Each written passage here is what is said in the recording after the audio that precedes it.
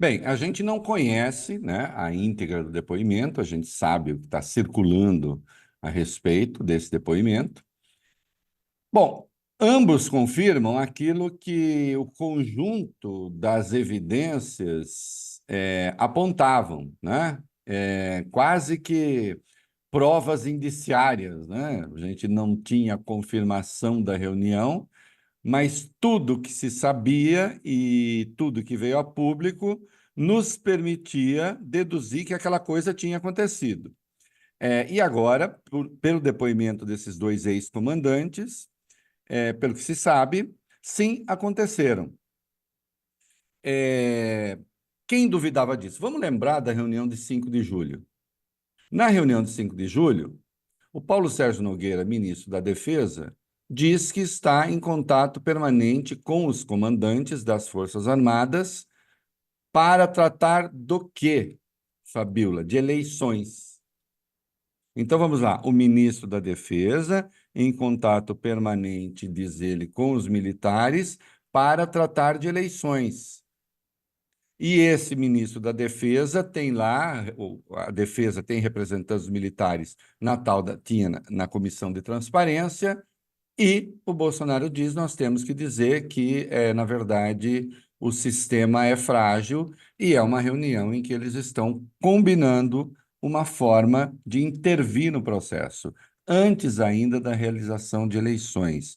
Isso é importantíssimo, né? Porque, eu insisto, o golpe teve três fases. A articulação golpista teve três fases. Tem a fase antes da eleição, vamos intervir e impedir que a eleição aconteça, porque senão pode haver derramamento de sangue, nós não queremos, porque sabe, são pessoas muito boas, né?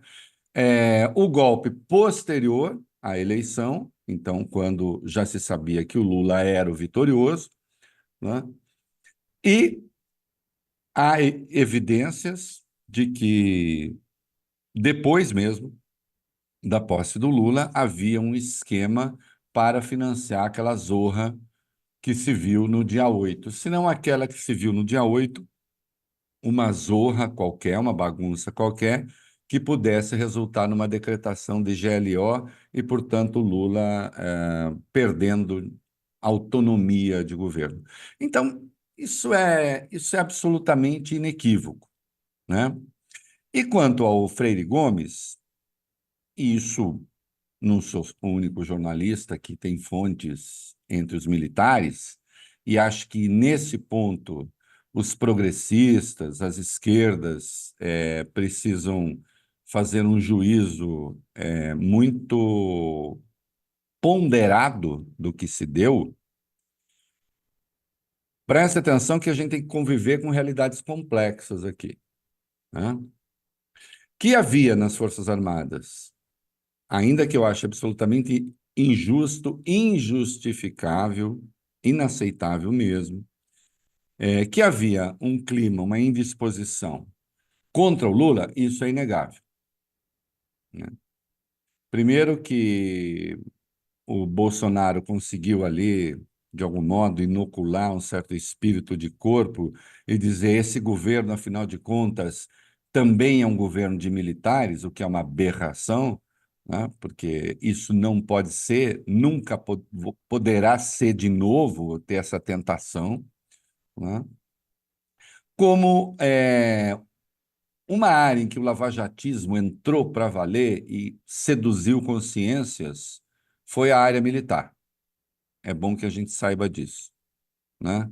O lavajatismo seduziu duas corporações de maneira quase sem exceção. A imprensa, e nós temos agora ainda exumação de cadáveres e viúvas regando, né, o, os corpos de delinquentes daquele processo, que foram alçados à condição de heróis, né?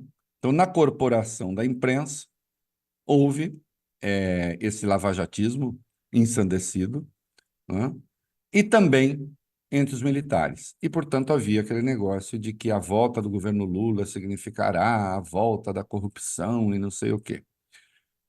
Havia isso e havia, claro, o anticomunismo renitente que pega ainda algumas áreas. As escolas militares precisam rever a formação, dos seus quadros, precisam mudar a bibliografia, precisam se atualizar, né? Precisam descobrir que comunismo, a rigor, hoje só existe na Coreia do Norte, e olhe lá, porque o comunismo, que se saiba, não é uma aristocracia, né?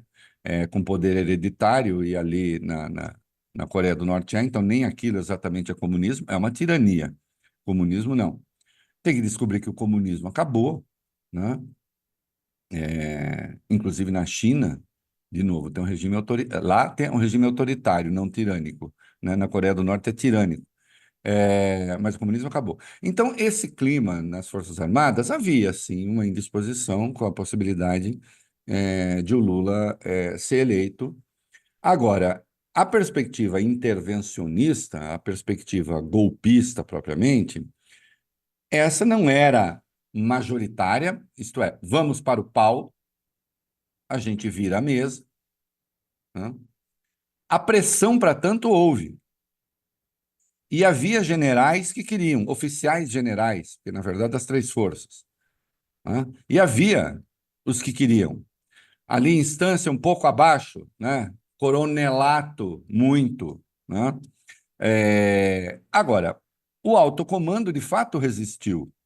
E isso não é um chute do Reinaldo Azevedo. Nós temos uma conversa, lembre-se, uma das conversas do Mauro Cid com um militar golpista. Ele diz: o Bolsonaro não confia no ACE, Alto Comando do Exército, né?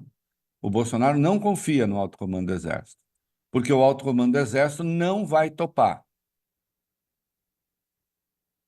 O Freire Gomes, tudo indica, e já havia evidências disso, mas agora parece que é o que está no depoimento, o Freire Gomes está demonstrando, e também isso está na conversa do Mauro Cid. Olha aqui, sim, eu tive acesso a essas conversas. Eu sabia dessas articulações. E aí muita gente pergunta, as pessoas mais progressistas, mais à esquerda, então por que não fez nada? Eu pergunto a vocês, pensem direitinho. Se o Freire Gomes dá um murro na mesa, digamos, bom, não quero golpe, dou um murro na mesa, mando prender alguns generais, né? Essa história de que poderia mandar prender o presidente não é bem assim, né?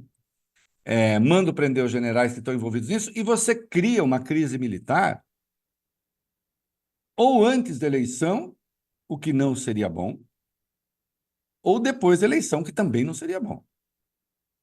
Então, evitar uma crise militar, como parece que ele fez parte da turma que evitou, ali no frigir dos ovos, me parece que foi uma atitude correta e prudencial.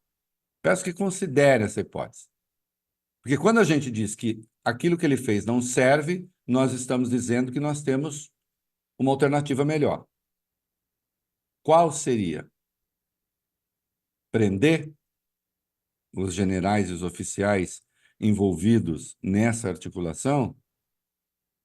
Acho que não era a melhor saída, né? Temos de pensar nisso. Não quer dizer que a cúpula do Exército não tenha sido condescendente com manifestações golpistas. Foi, né? Nós temos que conviver com essas coisas todas ao mesmo tempo e saber como é que a gente escolhe o caminho da prudência. A realidade não é uma estrada em linha reta, sem desvios e tal. Não, tem muita coisa pela frente, tem que saber avaliar. Às vezes pega um atalho, às vezes vai pela linha reta. O importante é avançar, não é? Sim, porque senão aquele acampamento não estava lá. A brincadeira que eu sempre faço: se eu fosse declamar Camões lá, eu seria preso. Porque eles não gostam de Camões? Provavelmente não, mas de qualquer modo, não é por causa disso. É porque não pode. É uma área de segurança das Forças Armadas, né? que eu estou fazendo lá? O esquisito declamando Camões. Né? Agora, o que estavam fazendo lá aquelas pessoas com aquela infraestrutura que foi criada? Não tenho a menor dúvida de que criada com auxílio de militares, porque eles conhecem logística para aquele tipo de coisa, o que os civis, no geral, não conhecem, né? A não sei que seja um especialista ali, que não sei o quê, mas duvido que estivesse ali. Então, aquilo tinha, inclusive, características de acampamento militar, né? Então, sim, havia comprometimento. É preciso que se apure tudo. Agora, me parece que o Freire Gomes atuou contra a quartelada. Me parece que o Batista Júnior, da Aeronáutica, atuou contra a quartelada, até para alguma surpresa, porque de alguns. A minha não, vou contar por quê. É, que ele era, nas redes sociais, e eu lembro que comandantes não devem ter redes sociais, né? Aliás, eu acho que militares não podem ter redes sociais. Por quê, Reinaldo? Porque eles exercem função de Estado e porque eles estão armados. Gente que exerce função de Estado e está armada não pode ficar fazendo proselitismo por aí, porque todo proselitismo vai parecer ameaça. Nessas coisas a gente tem que ser muito severos. Temos todos que ser muito severos, né? Ele era um comandante que fazia ali alguns elogios a Bolsonaro, estava sempre próximo de Bolsonaro, parecia até o mais bolsonarista deles, mas não topou a aventura. E aí eu falo porque um amigo comum esteve com ele em atividade profissional, né? Não me contou nada, evidentemente, da conversa, mas me disse, né? Porque eu disse, fiquei sabendo que você esteve lá falando, tal, né? Até fiz uma piadinha, né? Falei, cuidado, hein? Vai sair preso, tal. Brincadeirinha. Ele falou, cara, ele não é golpista. Ele é bolsonarista. Golpista ele não é, né? Eu falei, bom saber, né? Até brinquei, falei, bom, pelo menos avião não vai ter atacando, né? Ô, Reinaldo, já tem gente perguntando aqui, mas tem diferença entre bolsonarista e golpista? Tem diferença, queridos, tem diferença, porque senão, vamos lá, 58 milhões votaram no Bolsonaro. São bolsonaristas, ou pelo menos gostam do Bolsonaro.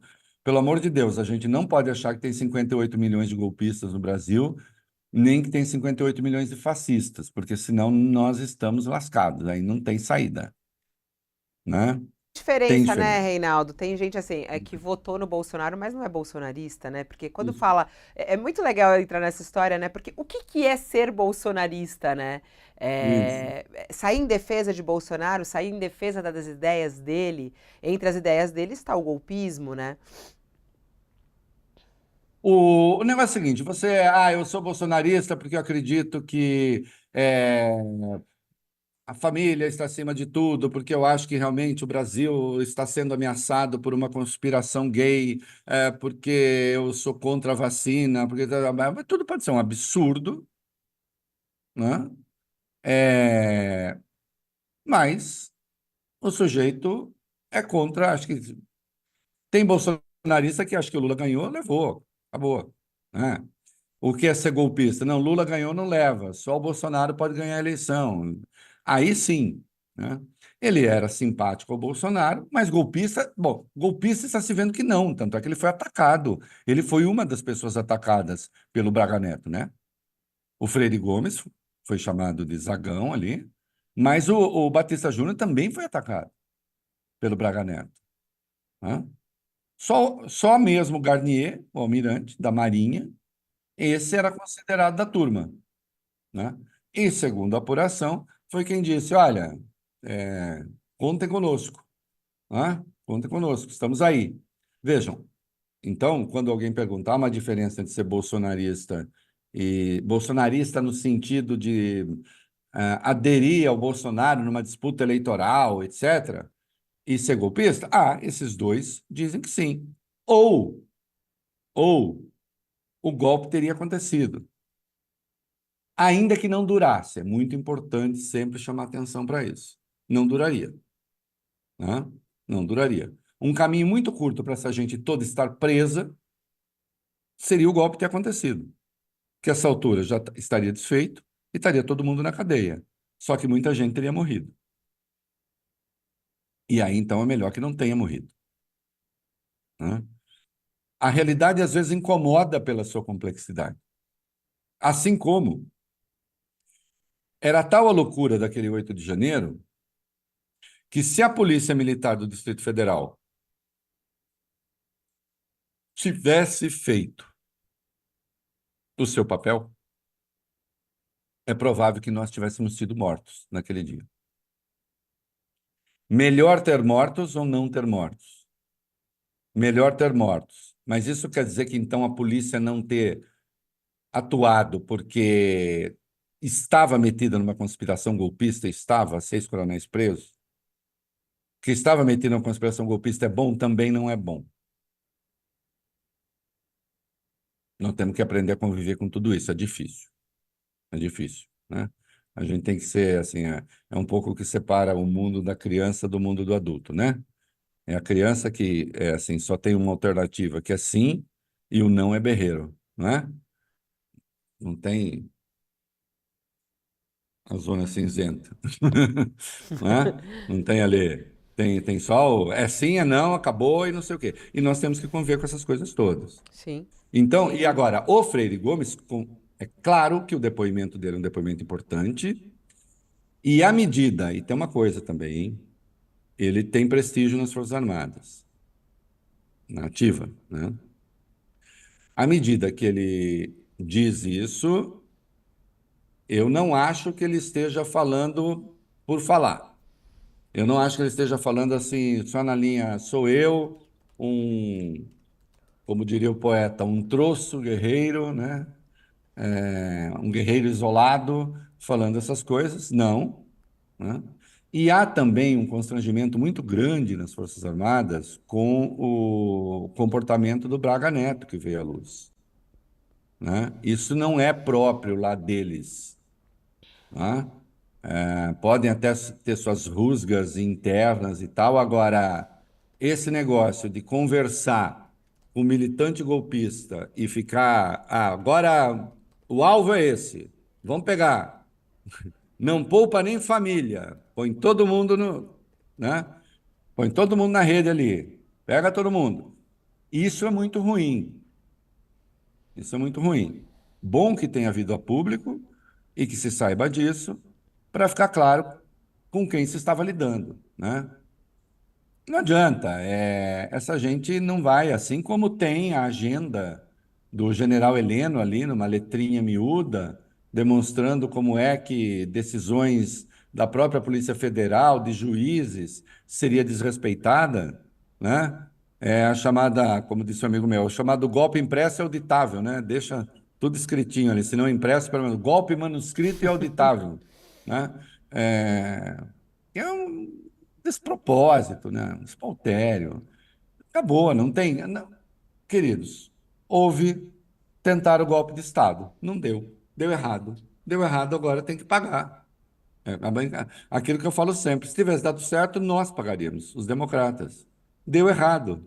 Eles vão ter de pagar, né? Bolsonaro, inclusive. Ponto. Vai ter que pagar por isso. Bom, enquanto essas investigações correm, o Reinaldo, tem aí